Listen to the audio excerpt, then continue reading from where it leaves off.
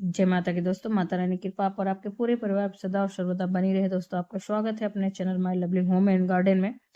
दोस्तों आज हम लोग जाने गुरु प्रदोष के दिन किए जाने वाले कुछ खास उपायों के बारे में और व्रत की कथा क्या है, इसका प्रदोष व्रत का फल क्या होता है, विधि क्या है, पूजन और पारण का सही समय क्या है। दोस्तों तो हम लोग जानेंगे आज की वीडियो में। तो इस वीडियो की जानकारी बहुत ही महत्वपूर्ण है, इसलिए आपसे अनुरोध है कि अंत तक अवश्य ही देखें।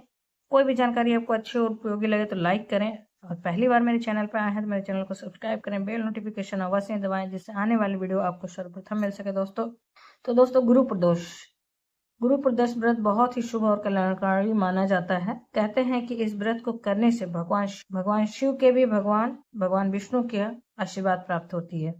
इस समय आश्विन मास का शुक्ल पक्ष चल रहा है। अक्टूबर महीने के दूसरे प्रदोष व्रत में गुरु प्रदोष व्रत का शुभ संयोग बन रहा है। गुरु प्रदोष व्रत 26 अक्टूबर 2023 गुरुवार को रखा जाएगा। दोस्तों आश्विन शुक्ल त्रयोदशी कब से कब तक है जानते हैं। आश्विन शुक्ल पक्ष की त्रयोदशी 26 अक्टूबर को सुबह 9:44 से प्रारंभ हो गई है और 27 अक्टूबर को सुबह 6:56 तक समाप्त होगी।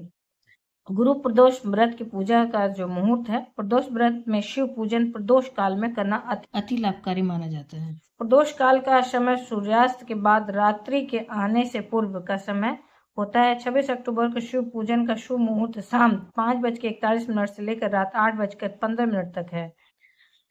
पूजन की कुल अवधि प्राप्त होगी 2 घंटे 34 मिनट की। दोस्तों तो इस बीच में आप पूजा कभी भी कर सकते हैं और ये सबसे शुभ समय होता है। और संध्या काल का प्रदोष जो होता है, त्रयोदशी व्रत में प्रदोष का पूजा करना अति सर्वश्रेष्ठ होता है। गुरु प्रदोष के लाभ क्या हैं? धार्मिक मान्यताओं के अनुसार दोस्तों गुरु प्रदोष व्रत करने से जीवन में सुख समृद्धि का आगमन होता है, कष्टों से मुक्ति मिलती है, वैवाहिक जीवन में आने वाली अड़चनें दूर होती हैं, भगवान शिव और श्री हरि विष्णु के आशीर्वाद से मनोकामनाएं पूर्ण होती हैं। दोस्तों इसकी विधि क्या है? सुबह स्नान आदि करने के बाद नित्य की तरह अपने नित्य क्रिया से निवृत्त होकर सूर्यदेव को अर्घ्य देने के बाद दोस्तों आप पूजा का संकल्प लें। इसके बाद भगवान शिव को जलाभिषेक करें और भगवान शिव की विधि विधान से पूजन करें, धूप दीप नैवेद्य से, और उसके बाद भोग लगाएं। फिर शाम को जो प्रदोष काल में भगवान शिव की आरती करें और शाम को अवश्य ही शिवालय में जाके पूजा करें। दोस्तों शिवालय में जाके किसी शिव मंदिर में ही जाके प्रदोष की पूजा करनी चाहिए, भगवान के विधि विधान से पूजन करनी चाहिए। भगवान को आप उनके सारे प्रिय वस्तुओं को अर्पित करें, जैसे कि भांग, भस्म, धतूर, मंदार, कनेर, और साथ ही उन्हें वस्त्र रूपी कलावा अर्पित करें। और जनेऊ हो या गोपावीत हो तो अवश्य ही अर्पित करें। अगर नहीं है तो आप कलावे को बना के पहना सकते हैं। कलावा को ही ये सोचें कि आप एक गोपावीत यानी कि जनेऊ पहना रहे हैं, ऐसे मन में धारणा करते हुए, और सारी चीजों को विधि विधान से अर्पित करें। फिर दोस्तों आरती करें और कथा अवश्य सुनें। इस दिन क्या करना चाहिए और क्या नहीं करना चाहिए जानते हैं। प्रदोष व्रत के दिन तामसिक भोजन का सेवन नहीं करना चाहिए। दोस्तों वाद विवाद से दूरी व किसी को अपशब्द नहीं कहना चाहिए। इस दिन ब्रह्मचर्य का पालन करना चाहिए।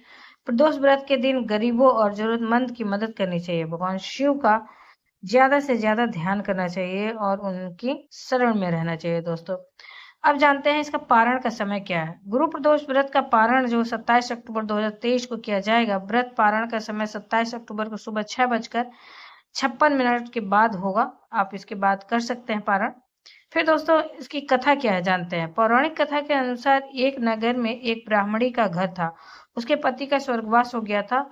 उसका अब कोई सहारा नहीं था, इसलिए वह सुबह होते ही अपने पुत्र के साथ भीख मांगने निकल पड़ती थी। वह खुद का और अपने पुत्र का पेट पालती थी भीख मांगकर। एक दिन ब्राह्मणी घर लौट रही थी तो उसे एक लड़का घायल अवस्था में कराहता हुआ मिला। ब्राह्मणी दयावश उसे अपने घर ले आई। वह लड़का विदर्भ का राजकुमार था। शत्रु सैनिकों ने उसके राज्य पर आक्रमण कर उसके पिता को बंदी बना लिया था और राज्य पर नियंत्रण कर लिया था, इसलिए वह मारा मारा फिर रहा था। राजकुमार ब्राह्मण पुत्र के साथ ब्राह्मणी के घर रहने लगा। एक दिन अंशुमति नामक एक गंधर्व कन्या ने राजकुमार को देखा तो वह उस पर मोहित हो गई। अगले दिन अंशुमति अपने माता पिता को राजकुमार से मिलाने लाई। उन्हें भी राजकुमार पसंद आ गया। कुछ दिनों बाद अंशुमति के माता पिता को शंकर भगवान ने स्वप्न में आदेश दिया कि राजकुमार और अंशुमति का विवाह कर दिया जाए। वैसा ही किया गया। ब्राह्मणी प्रदोष व्रत करने के साथ ही भगवान शंकर की पूजा पाठ किया करती थी। प्रदोष व्रत के प्रभाव और गंधर्व राज की सेना की सहायता से राजकुमार ने विदर्भ के शत्रुओं को खदेड़ दिया और पिता के साथ फिर से सुखपूर्वक रहने लगा। राजकुमार ने ब्राह्मण पुत्र को अपना महामंत्री प्रधानमंत्री बनाया। मान्यता है कि जैसे ब्राह्मणी के प्रदोष व्रत के प्रभाव से दिन बदले, वैसे ही भगवान शंकर अपने भक्तों के भी दिन फेरते हैं। तो दोस्तों, ये तो रही एक कथा, और जानेंगे हम लोग एक और कथा। प्रदोष व्रत में कथा सुनना और पूजा करना अति श्रेष्ठ होता है। इससे पूर्वजों का भी आशीर्वाद प्राप्त होने के साथ हर काम में सफलता मिलती है। तो जानते हैं दोस्तों इस व्रत की कथा।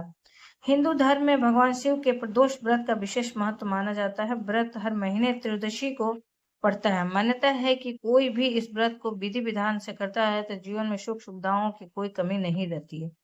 ये व्रत समस्त मनोकामनाओं की पूर्ति करने वाला माना जाता है। प्रत्येक महीने में 2 प्रदोष व्रत पड़ते हैं दोस्तों, और एक शुक्ल पक्ष की और एक कृष्ण पक्ष की। तो शुक्ल पक्ष की, आश्विन मास के शुक्ल पक्ष की जो है त्रयोदशी की व्रत जो पड़ रही 26 अक्टूबर यानी कि आज। तो दोस्तों, जब ये व्रत गुरुवार के दिन पड़ता है तो इसे गुरु प्रदोष व्रत के नाम से जाना जाता है। कहते हैं कि गुरु प्रदोष व्रत रखने से भक्तों के पूर्वजों का आशीर्वाद भी मिलता है।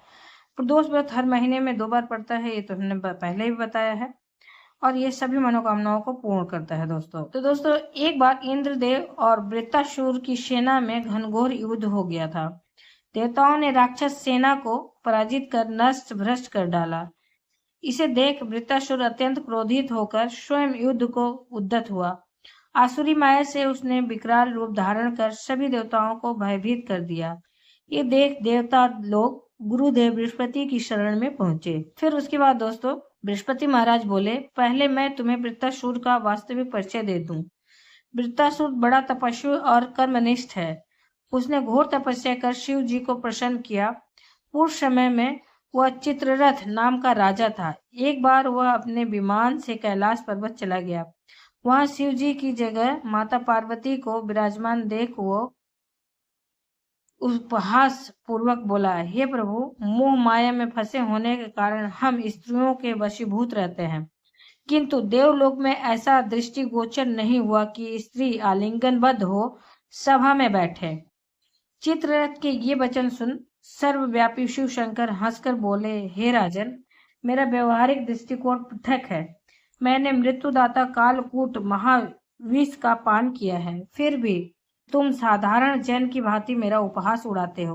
माता पार्वती क्रोधित होकर चित्ररथ को संबोधित करते हुए बोली, अरे दुष्ट, तूने सर्वव्यापी महेश्वर के साथ ही मेरा भी उपहास उड़ाया है।